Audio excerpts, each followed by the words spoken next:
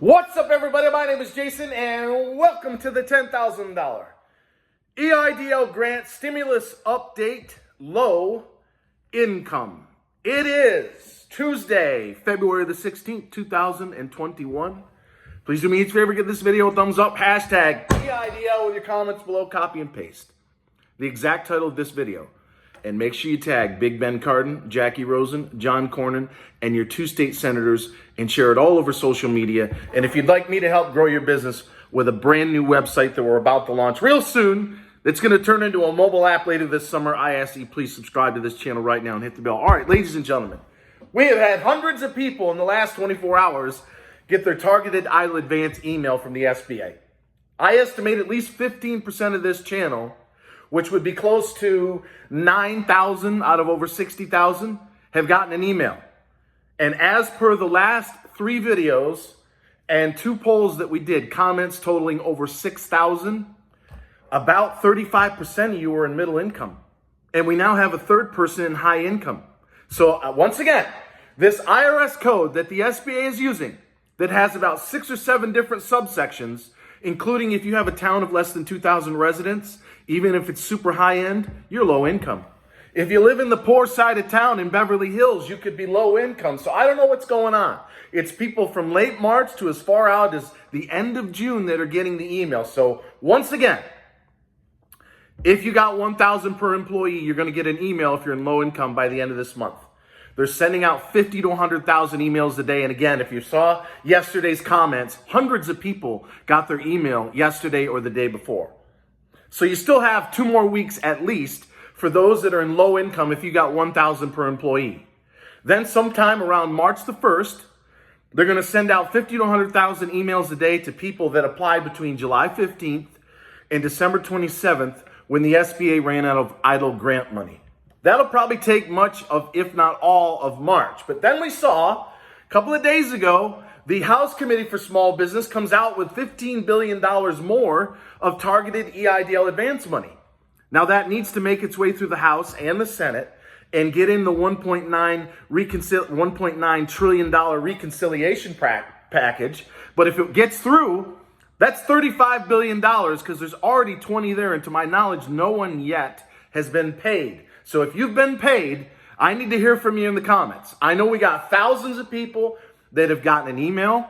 If you've gotten an approval with a promise to pay or you've been paid, you really need to speak up and tell the truth in the comments. So look, a portal has to be coming for the targeted EIDL advance in Section 331. So if you have not applied, you missed the December 27 cutoff and you are in a low income community or in some cases, lower middle income community, you may have a chance in the next month or so because the $1.9 trillion behemoth needs to make it through Congress by no later than March the 15th. All right.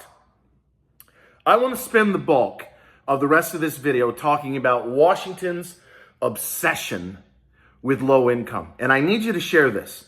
And it's Ben Cardin, Jackie Rosen, John Cornyn, and your 2 senators that you must tag, especially with respect to this video.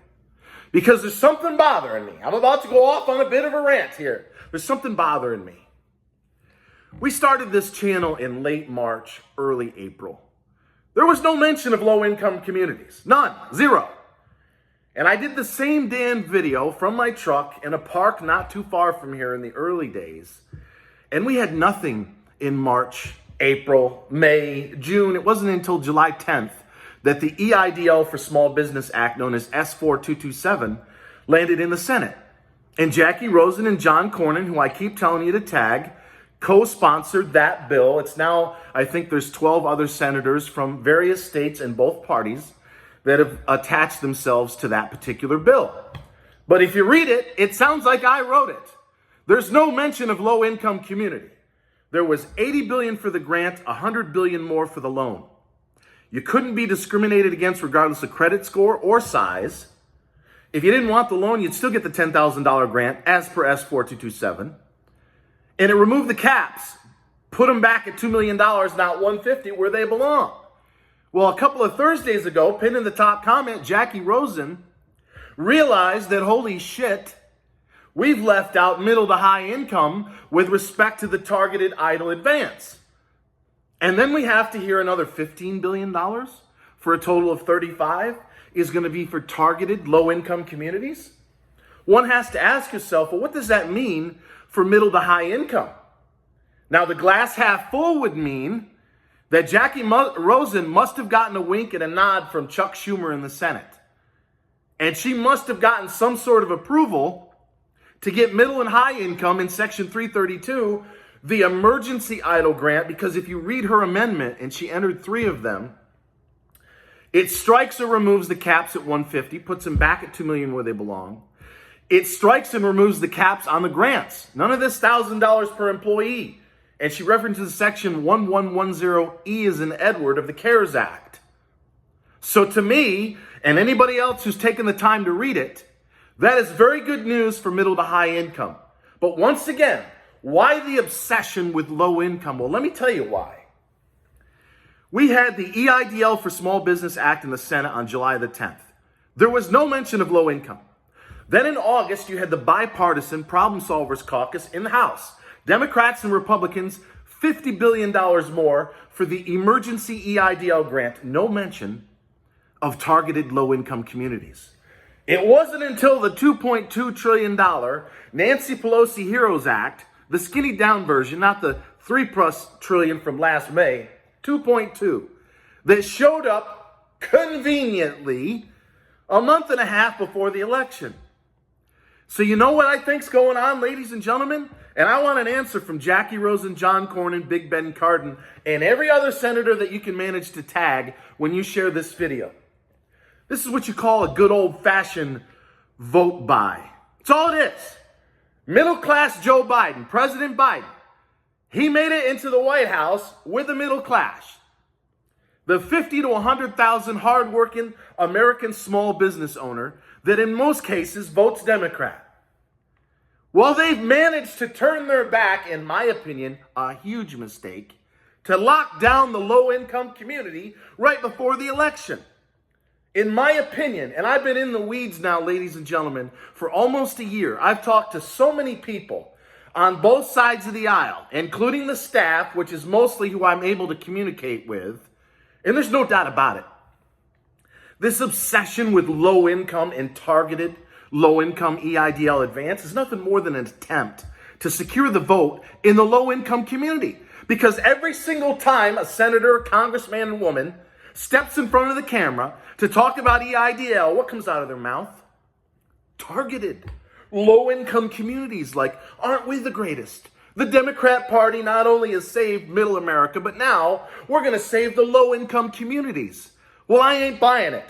So I'm going to raise holy hell over the next 3 weeks until this reconciliation package is announced. And I want to know, Jackie Rosen, is your amendment going to be accepted? Are you going to get $30 or $40 billion so we can get everybody in middle to high income communities like your town of Las Vegas or Dallas for you, John Cornyn, or Big Ben Cardin? Much of your constituents in Maryland are middle income, in some cases high income. How could you allow them, whoever was responsible for writing that law that got stuffed through on December the 27th, how could you discriminate against middle to high income? President Biden, I ask of you, how can you turn your back on middle America? So far, we don't have an answer. It's possible, as per the SBA Lifeline grant in the HEROES Act, which calls for $40 billion. That's the whole $50,000 or 6 months of working capital. That'd be nice, wouldn't it? Hell of a lot better than 10 grand. Well, one of the provisions in that bill and in the Lifeline grant, it says $20 billion shall be for low-income communities, and they shall go first. Might be what we're seeing now. But now we got another $15 billion coming over the wall, and all those senators, congressmen, and women just can't wait to get in front of the camera and tell everybody how we're just doing such a great job with this targeted EIDL advance for low-income communities. Yeah? What about 2/3 of the small business owners in this country? What about the single mother? Or the disabled or retired veteran, thank you very much, who has served this country, who happens to make $60,000 a year. He's classic middle America. He's served his country. She is trying to take care of 4 or 5 kids on her own. How the hell can we turn our back on them? I ain't having it. So ladies and gentlemen, I need your help. And I've said this before. This stinks of a vote buy. This is not empathy and compassion from the cutthroats in Washington, D.C. This is an attempt to buy votes among the poorest or those who need tremendous amounts of help. But we cannot afford to turn our back on millions, tens of thousands of you who are in middle to high income communities, and your business in some cases has been decimated by 75 or 80%. So when I say you need to share these videos, go to senate.gov, go to congress.gov, find the names, addresses, phone numbers, and emails of the folks who represent your district. And you need to take 5 or 10 minutes out of your day, every other day.